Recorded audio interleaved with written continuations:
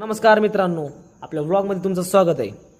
तर आपण चाललो होतो गावात जाता जाता म्हणलं नेने सरांचा भेट घ्यावा म्हणलं. नेने सर काय त्यांच्या कामात व्यस्त होते, पण त्यांनी नेने सरांचा काय थोडं मजा घेत होतो. मग काय तिथं आले आपले प्रशांत सर काय त्यांच्या देवपूजात ते व्यस्त होते. देवपूजा करत करत गाणं म्हणत होते. आणि आज होता शनिवार म्हणले की आपलं उपास असते, कारण की आपण बजरंगबलीचे भक्त आहेत. मग आतमध्ये गेलो हॉटेलमध्ये, त्यांना सांगितलं आपल्यासाठी एक शाबूदाना आणू म्हणून खिचडी आपल्यासाठी आणले. मला फोन आला अखिलचा फोन आला, ये म्हणलं आपल्या कट्ट्या मिट्ट्याच्या कॅफेवर. म्हणलं ठीक आहे म्हणलं येतो म्हणलं. मग तिथे गेलो, उतरलो. मग तिथं नाव बघितलं मी, नाव कट्टा मिट्टा नाव मला मोठा दिसला. मग आतमध्ये बसलो होते अखिल आणि अखिलचे वडील म्हणजे आमचे काका बघूनच हाय केला. मग तिथं संकेत पण होता, संकेत पण हाय केला. अखिल काय म्हणतो बघा आता. बहिणीने राखीच्या जागी घड्याळ बांधले. कोण?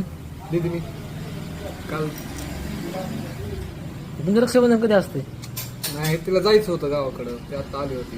मग म्हणजे राखी काय निघून जाईल म्हणजे साधी राखी बांधली, निघली ती, पण घड्याळ देऊन गेली म्हणजे कायमस्वरूपी राहील. मला उपास असल्यामुळे संकेतनी माझ्यासाठी गरमागरम फ्रेंच फ्रायर तयार करत होता.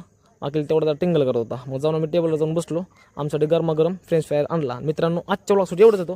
भेटूया आपण नेक्स्ट व्लॉगमध्ये. धन्यवाद.